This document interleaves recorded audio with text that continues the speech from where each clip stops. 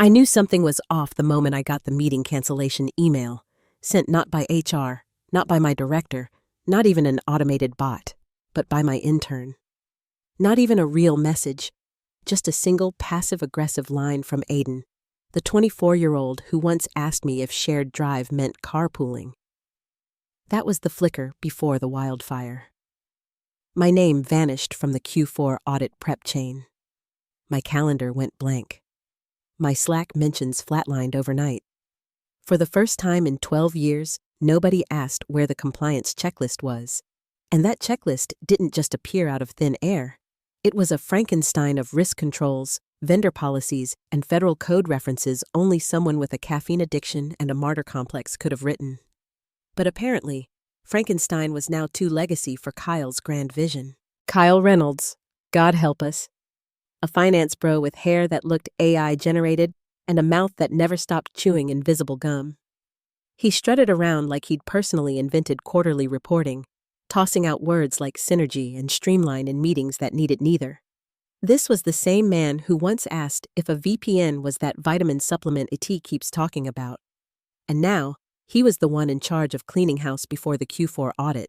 The same audit tied to our $300 million insurance renewal and over 40 contracts with our biggest clients.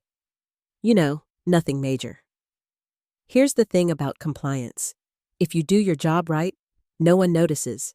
If you screw up, you're crucified.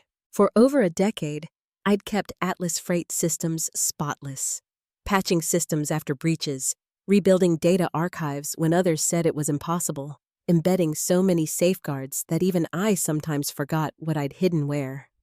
I wasn't just a compliance officer. I was the digital locksmith with the only real key. And that key wasn't symbolic. It was physical, biometric, encrypted. You can't streamline your way around that. But to Kyle, I was an obstacle. He called me a fax machine with lipstick once in a meeting. To him, anything older than 5 years was outdated. Legacy, inefficiency, he called it in a team huddle that I conveniently wasn't invited to. I found out from Marcus, my junior analyst, bright, quiet, the kind of kid who listens more than he talks. He said, "Your kind of institutional memory slows down innovation," Marcus told me over coffee. I almost choked. Institutional memory. Like I was a filing cabinet with dust on it. That's when I knew they weren't just sidelining me. They were erasing me. Still, I showed up every day. Answered questions that shouldn't have been mine to solve. Fixed bugs no one else saw. Watched my inbox go quieter than a graveyard. The worst part wasn't being replaced. It was knowing how deeply screwed they'd be without me, and how blissfully unaware they were of it. I remember sitting in my office one morning, watching Kyle through the glass as he high-fived someone over a spreadsheet. My name was gone from the department budget. No farewell email, no thanks for saving us from 3 lawsuits. Just a slow deletion. First from meetings, then from systems, then from memory. But they forgot one thing. The vault. The digital vault that held every audit record, compliance certificate, and third-party verification from the last decade. The one I personally built after the 2017 breach that nearly burned the company to the ground. That vault didn't open with a password. It required a token. My token. And the system recognized only one fingerprint. Mine. It also required a time-locked approval sequence I buried like digital landmines in the code. As I watched Kyle sip his kale smoothie and brag about how lean Q4 would be, I smiled. Not because I was happy, but because I knew something he didn't. That lean was about to go very hungry. When I got called into his office, he didn't even stand up. Just swiveled in his chair, waving a pen like a man about to sign away common sense. "So, Laura," he began, flashing his discount charisma. "We're making some strategic pivots ahead of Q4. Your role doesn't align with the new compliance model. We're, streamlining." There it was. That cursed word again. Streamlining. Corporate code for gutting anything they don't understand. I just tilted my head like I was trying to decode a foreign language. He smiled wider, thinking he'd won something. HR will walk you through a soft offboarding, he said, proud of the phrase like he'd trademarked it. You're not needed for Q4, but we really appreciate your years of service. That was the line. You're not needed. I stood, smiled back. Understood, I said, the same tone you'd use with a barista who forgot your order. Then I walked out. HR was already waiting outside his office like a vulture that had RSVP'd early to a funeral.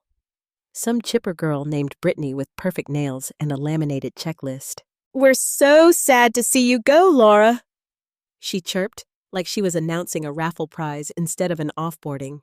Let's grab your things. Her voice had that upbeat cadence people use when they don't know they're standing on a minefield. I followed silently through the hallway, past the cautious glances, the "oh God, what happened" whispers. One guy mouthed WTF and ducked into the printer room like I'd turned contagious. The air smelled like burned coffee and guilt. When we reached my office, well, my former office, it looked like a hotel room someone forgot to check out of. A cardboard box already sat on the desk, half filled with my things. They'd even left a farewell card signed by 3 people, all of whom misspelled my name. And next to it, a single slice of store-bought cake on a napkin with blue icing that said, "Good luck." I tossed it in the trash without ceremony. As Brittany fussed about with the box, asking if I needed bubble wrap for my stapler, I opened my bottom drawer. Inside, hidden behind a dusty compliance manual and a dead wireless mouse, was the small black lanyard I'd never let out of my sight. Hanging from it was my encrypted USB token. Not some cheap flash drive, but a custom-built authentication key that required a rotating handshake tied to my biometric signature. No one else could use it. No one else even knew what it really did. I unclipped it, slipped it into my blazer pocket, and zipped the pocket shut. "All good?"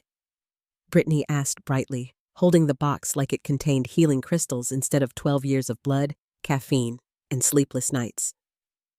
"All good," I replied. We walked toward the elevator in silence, HR's version of a perp walk, minus the cuffs, but with all the humiliation. As we passed the glass wall of Kyle's office, he didn't even look up. Too busy streamlining, I guess. I walked straight out of the building. No goodbyes, no backward glance, no tears. But inside my pocket sat 12 years of leverage disguised as a USB stick. That night, I didn't sleep. Not because of heartbreak. I was past that. I sat in my kitchen in the dark, sipping lukewarm wine from a mug that said, "World's okayest employee." The silence was so loud it hummed in my bones. My hands weren't shaking, but something inside me shifted, like a tectonic plate quietly breaking loose. The rage came later. Not loud, not wild. Quiet rage, the kind that plans. Friends from the office started calling. Whispered voicemails, texts from blocked numbers, one from Janet in finance. "You gonna sue?" "I'd testify, Laura, I swear." What they did was garbage. I thanked her, but no, I wasn't going to sue. I wasn't going to rant on LinkedIn or write a dramatic open letter titled My Story. Because after 12 years in compliance, I knew one immutable truth. Paper trails are powerful, but silence can kill. So I powered up my home terminal, the one no one at Atlas Freight even knew existed. That's the thing about working in the trenches. You build your own back doors, not to exploit, to protect. From amateurs, from arrogance, from people like Kyle. I logged into the system like I'd done 1,000 times before. Only this time, I wasn't fixing anything. I was cleaning up, quietly, precisely. I removed my own credentials from all access lists, revoked redundant admin tokens, and deactivated silent scripts buried deep in the compliance subdirectory. Ones only I knew existed. I rerouted pings. Disabled fallbacks. Then, 6 layers deep under a 2018 protocol, I found it. A single Boolean flag I'd buried years ago. Harmless looking, invisible to anyone who didn't know what they were searching for. Guardian mode. I flipped it. No explosions, no alarms, just one extra authentication step added to the vault's access routine. Mine. My token, my fingerprint, my timing. Without them, the system stayed sealed. It didn't crash. It didn't break. It simply waited for the right key. I sat back, wine mug empty, laptop glowing faintly like a secret. No alerts, no traces, just stillness. I closed my laptop, stood up, and opened the back door. The night air hit me cold and clean. People think revenge is loud, explosive, but the best revenge? It's silence. The sound of a door that no longer opens because the person who held the key took it with her. It was the kind of message you don't expect on a Saturday night. Not when you're elbows deep in reheated lasagna and half watching a true crime rerun where the husband's always guilty. My phone buzzed once, lighting up the kitchen counter. I almost ignored it, assuming it was another pity text or some recruiter who'd skimmed my resume. But the subject line stopped me. Quick question.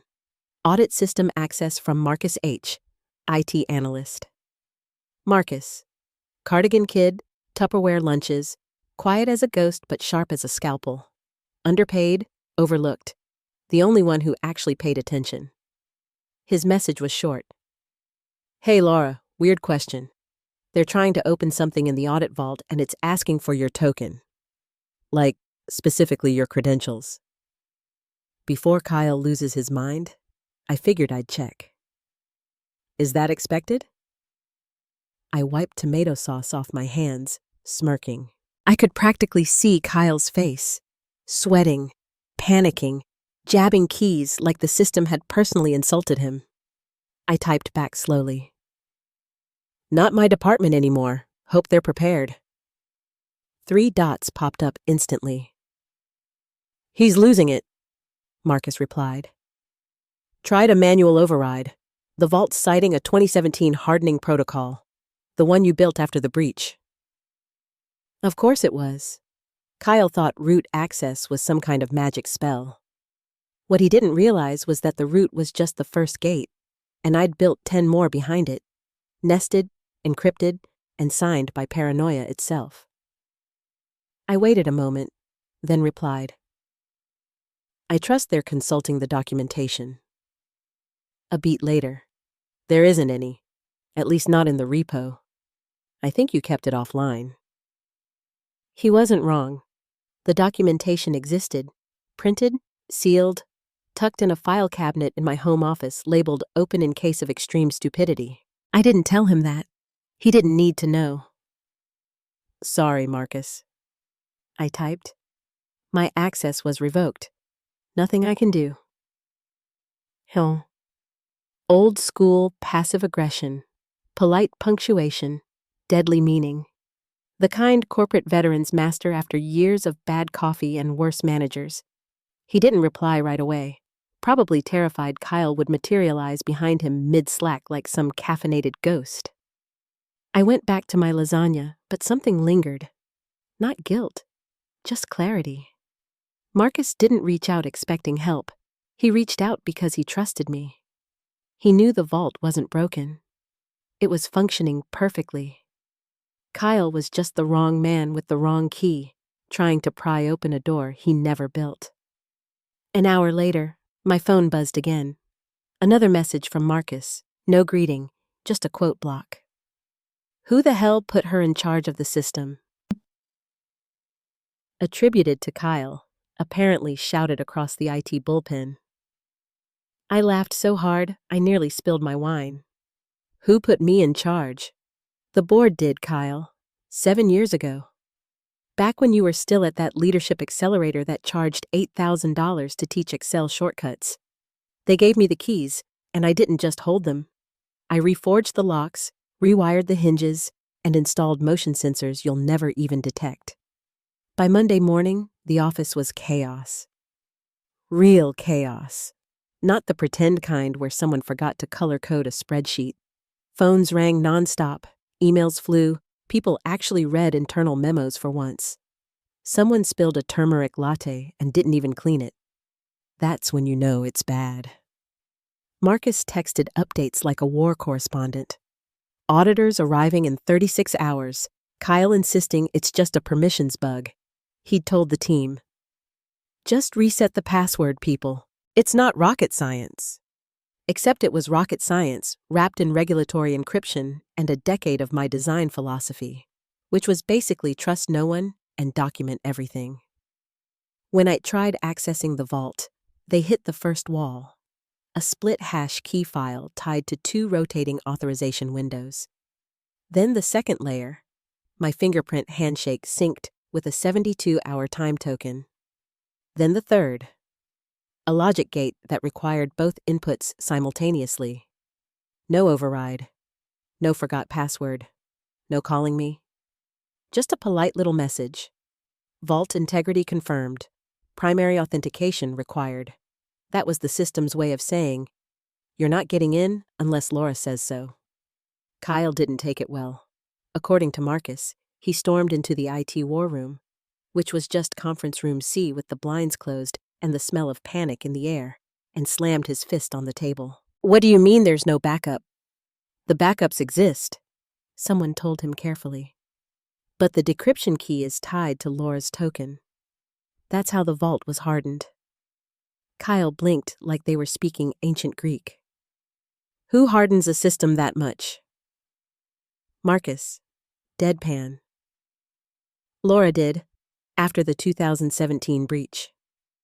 Ah yes, the 2017 breach. The year some genius clicked a phishing link titled "Urgent, your PetSmart rewards are expiring," and nearly exposed our payroll system to ransomware. After that fiasco, the CTO gave me full autonomy. "Make it Fort Knox," he said, "whatever it takes." So I did. Ironclad encryption, multi-factor redundancy, biometric locks, the works. The problem for Kyle was that he hadn't been around then. He didn't know about any of it. He didn't know I'd buried a legacy trigger in the vault's code that required my biometric validation during audit prep season. He didn't know that my departure had quietly tripped that protocol. He didn't know a lot of things, actually, mostly because he never read past the first page of anything that didn't include a chart. Now he was standing in a war room surrounded by terrified IT analysts, red-eyed managers, and one auditor who already looked like she regretted her career choices. The $300 million insurance renewal depended on this audit going smoothly. And at that moment, they couldn't even open the door to their own compliance vault. Kyle did what mediocre leaders always do. He lied with confidence. When the auditors, 3 gray suits from a firm that charged $100 an hour to nod meaningfully, arrived the next morning, he greeted them with a smile so forced it could have been used as a dental mold. "We've had a minor delay in our data sync," he said, voice trembling just slightly. "Our compliance team's undergoing some optimization, but everything's perfectly under control." The lead auditor, a woman named Joyce, with eyes sharp enough to cut glass, didn't blink. "We requested these logs 7 days ago," she said flatly. "Your insurance clause requires traceability within 24 hours of request. You're currently in violation." Kyle chuckled nervously, his signature move when cornered. "Oh, no violation. Just some temporary credential reconciliation. You know how transitions are." Joyce set down her pen like it weighed 50 pounds. "Then show us anything," she said. "Partial logs, hashes, even screenshots of last year's data alignment. You've got 10 minutes. 10 minutes later, still nothing. Kyle resorted to PowerPoint. One slide literally just said, "Trust" in bold Arial over a photo of a mountain. Joyce stared at it for 3 full seconds, then closed her laptop. "I'll be filing a preliminary non-compliance notice unless documentation is produced by 6 p.m., she said, standing. That's when the panic really began. Legal stormed in. Led by Carter, our in-house risk bulldog, a man whose facial expression had never evolved past grim disappointment. "Where's the access trail?" he barked. "Who approved the system transfer, and why is there no chain of custody for the compliance archive?" Kyle stumbled over his words. It was inherited. Laura handled it. She didn't leave documentation. Then why the hell did you fire her before the audit? Carter snapped. Kyle's face turned blotchy. It was a reorg. She wasn't collaborative. Her methods were outdated. Outdated? Carter repeated, voice dripping acid. She built the system you're now locked out of. Within hours, the stink reached the boardroom. The chairwoman's assistant sent a terse message. Audit under scrutiny. Provide clarity on access failure immediately. Do not wait for weekly update. And just like that, they remembered my name. Cornered and desperate, Kyle did what all weak men do. He pointed fingers at the only person not in the room. She sabotaged the system, he told Risk in an emergency all-hands. This was intentional. She designed it to fail without her. He wanted to make me the villain. It was a smart move. Temporary, but smart. The problem? He had no proof. Legal checked the specs. No indication of tampering. Vault design approved by former CTO. Structure matches documented standards. Then, a message from Marcus appeared in my inbox. Screenshots attached. Kyle's Slack message to legal. Spin this. Make her look like a disgruntled ex-employee. Say she withheld credentials out of spite. Followed by legal's reply. No proof of sabotage.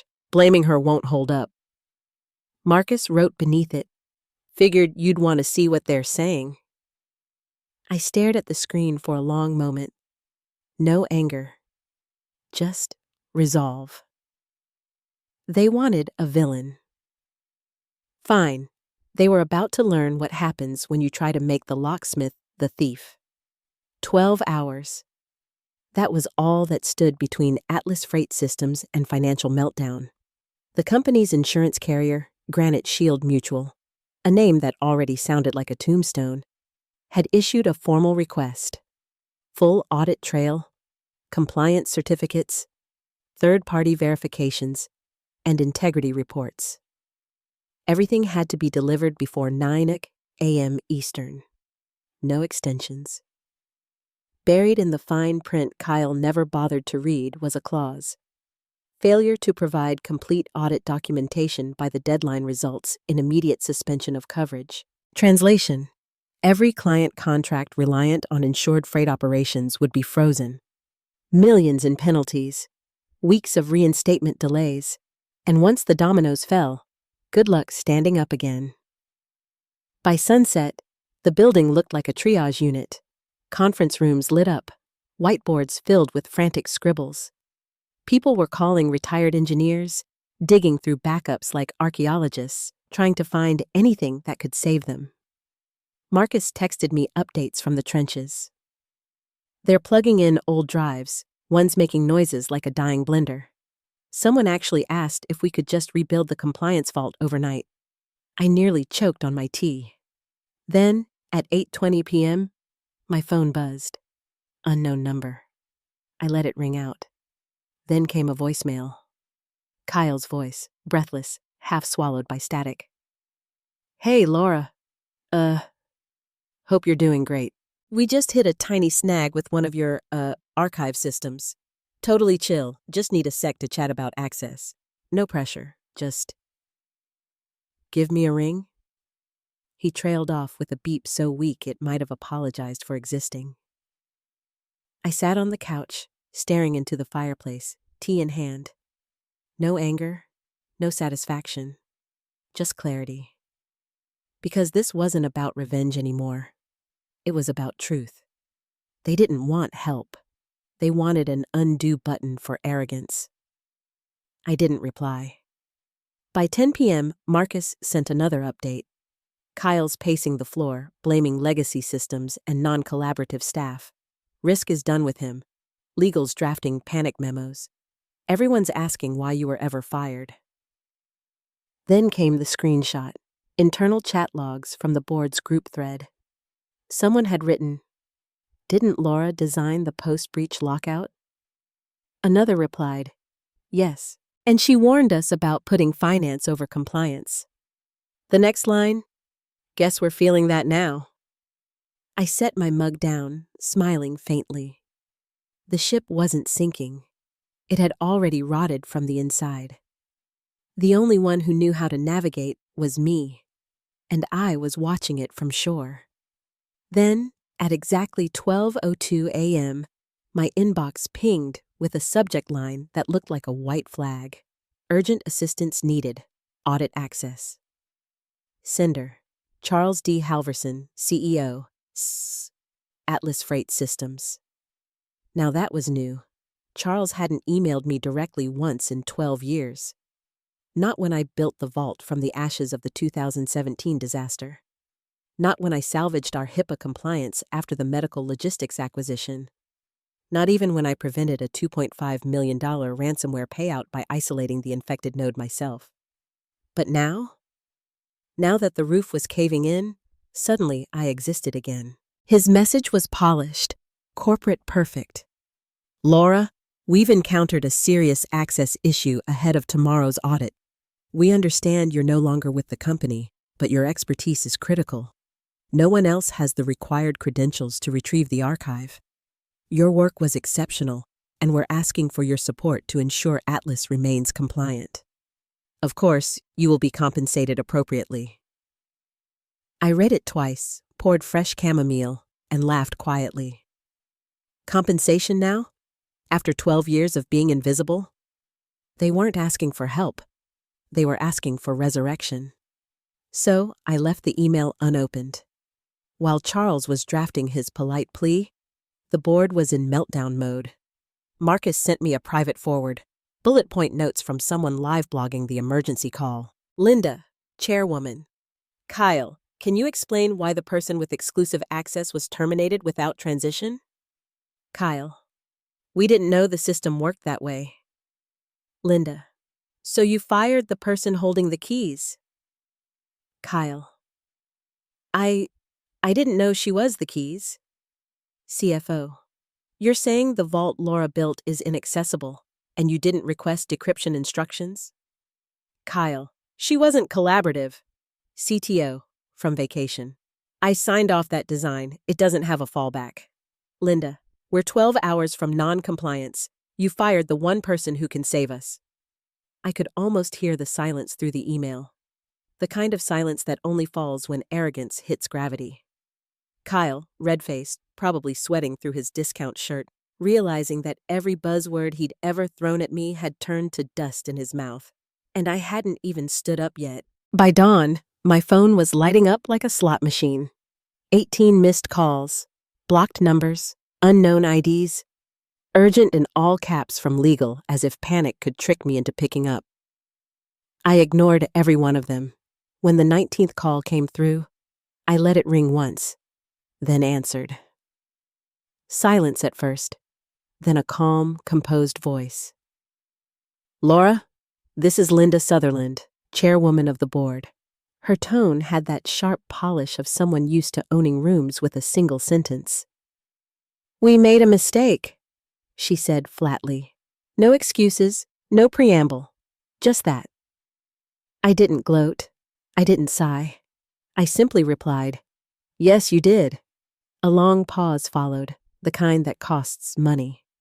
I could almost hear the boardroom breathing on speaker. Linda exhaled. We need your help to restore access before the auditors arrive. We're prepared to compensate you generously. I leaned back in my chair, gazing at the faint sunrise creeping through my blinds. I can unlock the system, I said evenly, but only under my terms. Her voice tensed. Name them. I want a formal consulting contract. 1-day engagement, 6 figures, non-negotiable. I also want Kyle Reynolds removed from all decision-making protocols effective immediately. No access to compliance systems, no override authority, no revision rights. Silence stretched again, taut as wire. Then, done, she said. No debate, no hesitation, just quiet submission to the woman they'd erased. At 6:47 a.m., I walked back into Atlas Freight's headquarters for the first time since my soft offboarding. No badge, no escort. Jeans, sneakers, gray hoodie. I didn't come as an employee. I came as the architect. The staff in the lobby glanced up like they were seeing a ghost. In a way, they were. Kyle was standing near reception, pale and wilted, his tie crooked, hands fidgeting with a stack of meaningless papers. He didn't meet my eyes. He didn't say a word. I walked right past him. No smirk, no satisfaction. Just calm. Marcus met me by the elevator, looking like he hadn't slept in 2 days. "Morning," he said softly, handing me a coffee. I smiled. Let's get it done. When we entered the vault room, the atmosphere was so thick you could taste the caffeine. The CEO, 2 board reps, legal, risk, and an external auditor stood around the console like surgeons watching an operation they didn't understand. Nobody spoke. I pulled the small token from my hoodie pocket, the one they'd forgotten existed, and inserted it into the reader. A quiet click. Then I placed my finger on the scanner. The light pulsed once, twice, then turned green. Access granted. The screen flashed alive. 10 years of records decrypting in cascading rows of green text. Logs, certifications, audit chains, security verifications, all there, untouched, immaculate. The room collectively exhaled. You could feel relief spreading like oxygen in a sealed chamber. I didn't look up. I didn't explain what I'd done or how close they'd come to burning the company down. I just said, "You're good to go." No applause, no speeches, just stunned silence and the sound of professional reputations silently recalculating their worth. As I turned to leave, Marcus caught up with me at the door. He was holding a white ceramic mug with black letters. Not needed for Q4. He grinned sheepishly. I stared at it, then laughed. Really laughed. The kind that starts in your chest and shakes loose all the weight you didn't know you were carrying. "Thank you," I said, taking the mug. He nodded. "You earned it." Kyle was still in the hallway, pressed against the wall like a man waiting for the floor to open. He didn't look up, didn't speak, didn't need to. Because real revenge doesn't need witnesses. It isn't screaming in someone's face. It isn't slamming doors or writing tell-all posts. It's walking past the man who tried to erase you, so quietly, so calmly, that he's left wondering for the rest of his life what else you were capable of. I never raised my voice. I just raised my value. And now, they'd never forget it again. Outside the building, the morning sun hit like a truth serum, unfiltered, impossible to ignore. I stood on the steps of Atlas Freight Systems, holding that mug Marcus had given me. Not needed for Q4. The words gleamed faintly in the light. A joke, a scar, and a crown all at once. I watched employees shuffle through the glass doors, faces pale, eyes darting like survivors of some silent disaster. No one knew exactly what had happened overnight, but everyone could feel it. Power had shifted, quietly, irrevocably. My phone buzzed again. An email notification from Linda Sutherland, time-stamped 8:14 a.m. "Laura, on behalf of the board, thank you for your professionalism and discretion. The audit passed preliminary verification. We'll finalize the consulting agreement as discussed. Effective immediately, Kyle Reynolds has been placed on indefinite leave pending internal review." I didn't smile. I just archived it. That's the thing about revenge done right. It doesn't need applause. It simply resets the balance. I walked 2 blocks to the corner cafe I used to haunt before 6 a.m. meetings. The barista, same kid as before, looked surprised to see me mid-morning for once. "Rough day?" he asked, sliding a cup across the counter. "Long decade," I said. While sipping my coffee, I opened my laptop, not the company one, but my personal terminal, the one that had survived 3 layoffs, 2 acquisitions, and one self-inflicted exile. The audit dashboard glowed with a clean green status. All systems validated, no discrepancies detected. My code still humming like a living thing. It struck me how absurdly poetic it all was.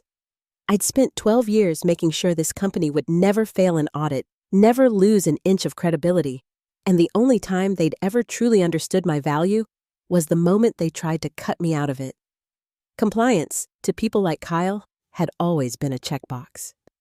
To me, it was architecture, design. Faith that order could exist in chaos if you built it carefully enough. Kyle had treated it like bureaucracy until bureaucracy bit back. I heard later, through Marcus, of course, that he'd been escorted out before noon.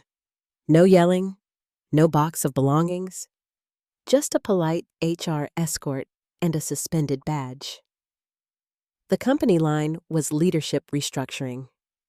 Translation: you blew a hole in a $300 million insurance renewal, and the only person who could fix it had already walked away. By the time I finished my coffee, my inbox had 3 new consulting requests from companies that had somehow heard about my work. Word travels fast when you quietly save a corporation from itself. I didn't answer any of them right away. Instead, I took a walk through downtown, past the glass towers, the food trucks, the endless parade of suits pretending their world wasn't built on spreadsheets and caffeine. The city was alive, vibrating with ambition and denial. For the first time in years, I felt still. It wasn't pride that filled me. It was peace. The kind of peace that comes from knowing you didn't have to destroy anyone. You just had to stop saving them. That night, as the city lights blinked awake, I set my laptop on the windowsill and opened the old compliance directory one last time. There, buried under layers of encrypted notes, was a document labeled Vault Notes Final. I opened it briefly, scanned the lines of code that had caused so much chaos, and smiled. At the very bottom, a single comment line I'd written years ago stared back at me. System integrity is only as strong as the integrity of those in charge. I closed the file, encrypted the directory, and logged out. In another tab, I drafted a short message to Marcus. Subject: Congrats. You did good. Keep your head down, but don't let them erase you. There's power in quiet work. Trust me. He replied 5 minutes later. Thanks, Laura. Everyone's still talking about you. I think they're terrified and impressed at the same time. Good. I thought, that's balance. Before bed, I placed the token back in its case, a small black rectangle with more history inside it than any resume could ever hold. The same token that had built, protected, and ultimately avenged 12 years of work. People think revenge is about destruction. It's not. It's about recognition. It's about forcing the universe, or a clueless executive, to acknowledge the truth you already knew, that you mattered. And sometimes, the most powerful way to prove it is to walk away, leaving the door locked behind you.